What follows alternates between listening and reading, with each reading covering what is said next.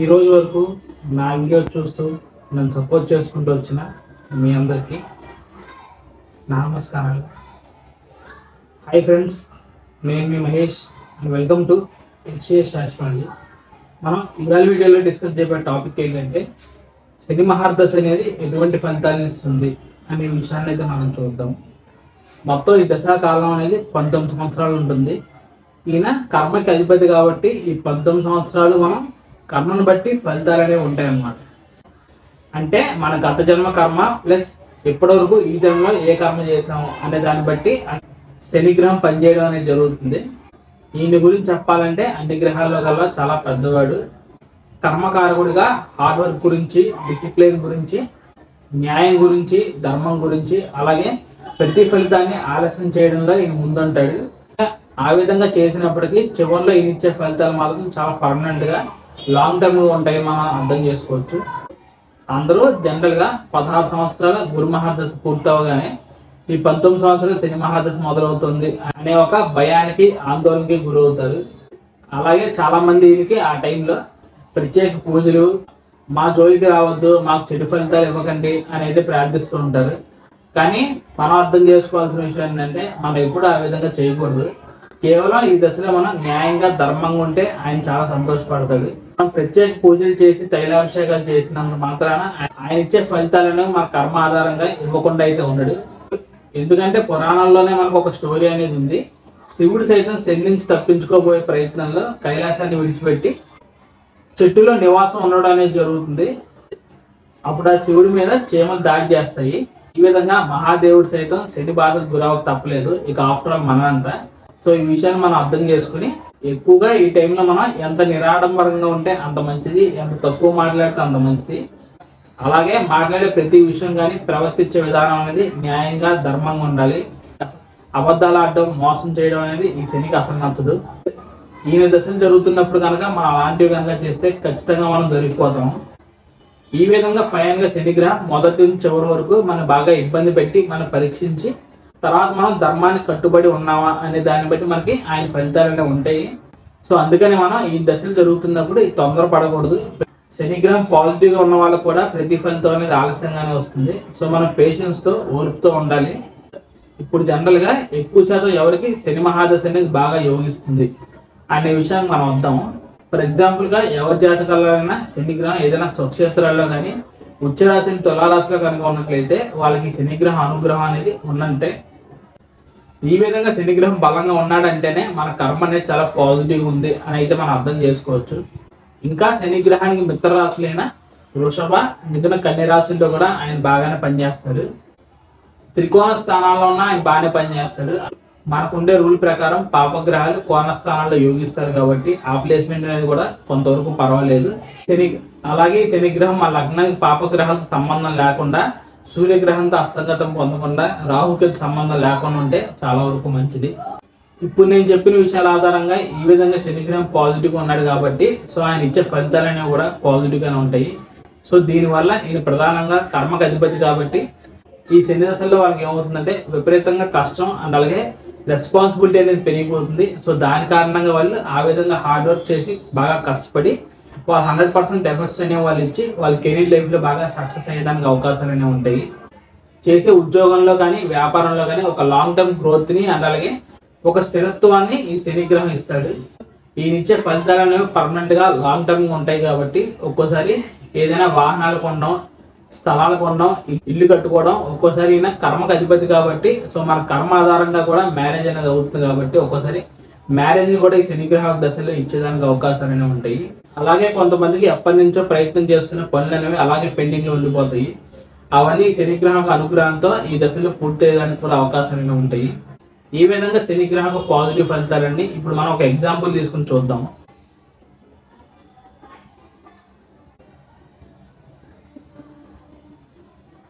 నేను ఇక్కడ తులా లగ్నం తీసుకుని చతుర్థంలో ఈ శనిగ్రహం తీసుకున్నాను.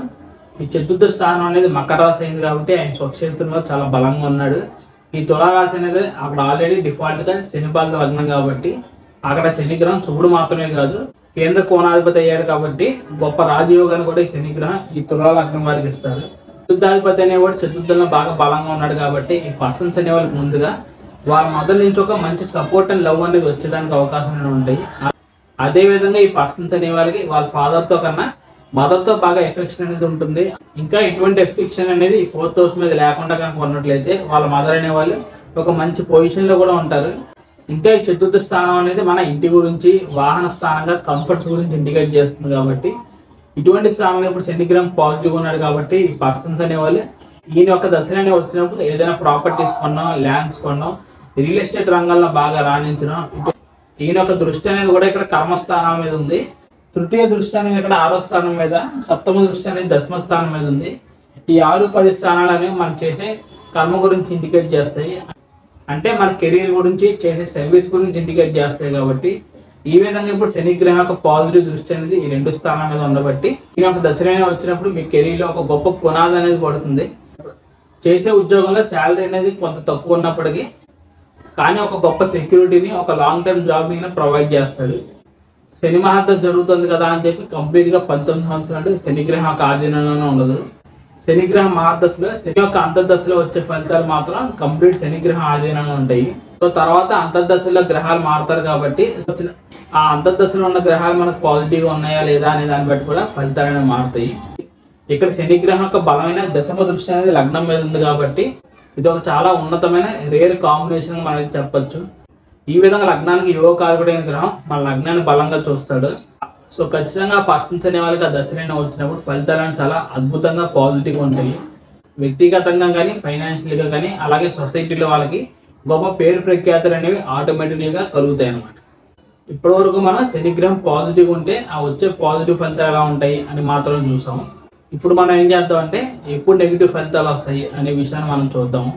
ఎవరికైనా శనిగ్రహం నీచ స్థానాల్లో ఉన్నా లేకపోతే శత్రు రాశుల్లో ఉన్నా ఎక్కువ శాతం ఆయన దశలోనే వచ్చినప్పుడు మనం బాగా ఇబ్బంది గురి చేసేదానికి అవకాశాలనే ఉంటాయి. నీచ రాశి అంటే మేషంలో శనిగ్రహం ఉన్నా, అలాగే 8 సైన్స్ అంటే ప్రధానంగా కర్కాటక సింహరాశిలో శనిగ్రహం ఉంటే ఆయన ఎక్కువగా అంత తొందరగా యోగించడు. చివరిగా ఎటువంటి పాజిటివ్ ఇన్ఫ్లుయెన్స్ లేకుండా దుస్థానాల్లో శనిగ్రహం ఉన్నా అది కూడా ఇబ్బందే. కొంతమందికి ఏమవుతుందంటే ఈ శనిగ్రహం వెళ్ళి రవిగ్రహంతో చాలా తక్కువ డిగ్రీలో అసంగతం అయిపోతాడు. లేకపోతే ఒక్కోసారి ఇదే విధంగా చాలా తక్కువ డిగ్రీలో ఛాయాగ్రహాలైన రాహుకేతు గ్రహాలతో కలిసినా కూడా కొద్దిగా ఇబ్బంది. ఒకవేళ D1 చార్ట్లో పాజిటివ్గా ఉండి నవాంశలో శనిగ్రహం బాగా నెగిటివ్గా ఏదైనా నీచ స్థానాల్లో కనుక ఉన్నట్లయితే అప్పుడు కూడా ఈ శనిగ్రహం దశలు అనేవి కలిసి రావు. కొంతమందికి ఏమవుతుందంటే శనిగ్రహం వక్రించి ఉండడం జరుగుతుంది. ఈయన వక్రిస్తే పర్లేదు కానీ ఆ వక్ర శని మీద ఇంకా మీ లగ్నానికి పాపగ్రహాల ప్రభావం కనుక ఉన్నట్లయితే అప్పుడు ఈయన ఇచ్చే నెగిటివ్ ఫలితాలు అనేవి ఇంకా పెరుగుతాయి. ఈ విధంగా మనకి శనిగ్రహం ఎక్కువ నెగిటివ్గా పనిచేస్తున్నాడు. ఆ విధంగా నెగిటివ్గా ఉండడం వల్ల మనకు వచ్చే ఫలితాలు అనేవి ఏంటి అనే విషయాన్ని ఒకసారి మనం చూద్దాం.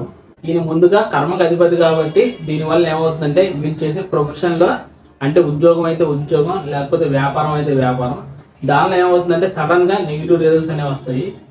చేసే ఉద్యోగాన్ని కోల్పోవడం కానీ, లేకపోతే వ్యాపారంలో బాగా నష్టాలు రావడం, ఏదైనా పార్ట్నర్షిప్ కనుక వ్యాపారంలో కనుక ఉన్నట్లయితే అది అనేది ఒక్కోసారి బ్రేక్ అయిపోవడం, శారీరకంగా మానసికంగా విపరీతంగా కష్టం పెరగడం. సో దానివల్ల మానసికంగా ఒంటరితనాన్ని బాగా ఎక్కువగా ఫీల్ అవ్వడం, ఆర్థికంగా బాగా నష్టపోవడం, ఏ పని చేసినా ఆ పని అనేది అవ్వకుండా బాగా డిలే అవ్వడం, ఆరోగ్యపరంగా కూడా కొన్ని సమస్యలైనా వస్తాయి. అందులోనూ ప్రధానంగా పంటికి సంబంధించి కానీ, లేకపోతే ఎముకలకు సంబంధించి, నరాలకు సంబంధించిన విషయాల్లో హెల్త్ ఇష్యూస్ అనేవి ఉంటాయి.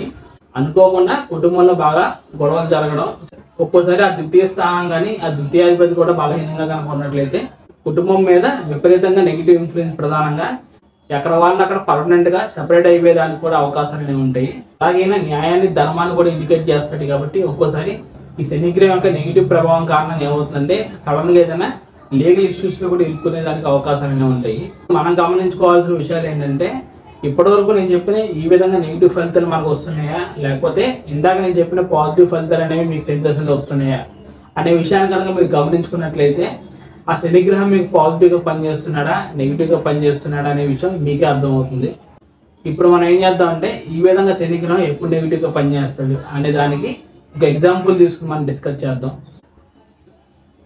దీనికోసం నేను ఇక్కడ మేషలగ్నాన్ని తీసుకుని సప్తమంలో శనిగ్రహాన్ని తీసుకున్నాను.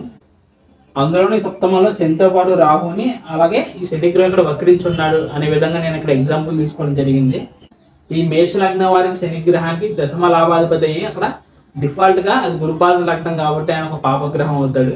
దశమ లాభాధిపతి అంటేనే ఏదైనా కెరీర్లో సక్సెస్ కానీ లాభస్థానం అంటే మన గోల్స్ అండ్ అంబిషన్స్ అనే ఫుల్ఫిల్మెంట్ అవ్వాలంటే ఈ మేష లగ్నం వారికి ఈ శనిగ్రహం ఒక ఇంపార్టెంట్ రోల్ అనేది ప్లే చేస్తాడు. కానీ అక్కడ విచిత్రం ఏంటంటే ఎటువంటి దుస్థానాలకి ఆధిపత్యం శనిగ్రహానికి లేకపోయినప్పటికీ ఈ మేష లగ్నం వారికి ఎక్కువ శాతం శనిగ్రహం సరిగ్గా పనిచేయడు. ఎందుకంటే ఇది ఒక చరలగ్నం అవుతుంది. సో 11వ స్థానం ఏమవుతుందంటే బాధక స్థానం అవుతుంది. ఆటోమేటిక్గా ఈ లగ్నం వారికి శనిగ్రహం ఒక బాధకుడు అవుతున్నాడు, డిఫాల్ట్గా ఒక పాపగ్రహం అవుతున్నాడు. సో దీనివల్ల ఈ మేష లగ్నం వారికి శనిగ్రహాన్ని ఒక ప్రధాన పాపగ్రహంగా తీసుకుంటాం. ఇప్పుడు మనం తీసుకున్న ఎగ్జాంపుల్ ఏమైందంటే సప్తమంలో అయినా ఉచ్చ స్థానంలో ఉన్నాడు. సో ఎవరైనా ఈ ప్లేస్మెంట్ కనుక ఉన్నట్లయితే సప్తమంలో శనిగ్రహం అక్కడ ఉచ్చలో ఉన్నాడు కాబట్టి సో ఖచ్చితంగా ఎక్కువ శాతం బాగా పాజిటివ్గా పనిచేస్తాడు. వాళ్ళ మ్యారేజ్ లైఫ్ అనేది చాలా బాగుంటుంది. అలాగే సప్తమానికి సంబంధించిన అద్భుత ఫలితాలను అక్కడ శనిగ్రహం ఇస్తాడు అనేది మనం అనుకుంటాం. కానీ మేష లగ్నం వరకు ఏమైందంటే ఆయన బాధకుడయ్యి అందులోనే ఇక్కడ మారక స్థానంలో శనిగ్రహం ఉన్నాడు. సో ఈ విషయాన్ని మనం అర్థం చేసుకోవాలి.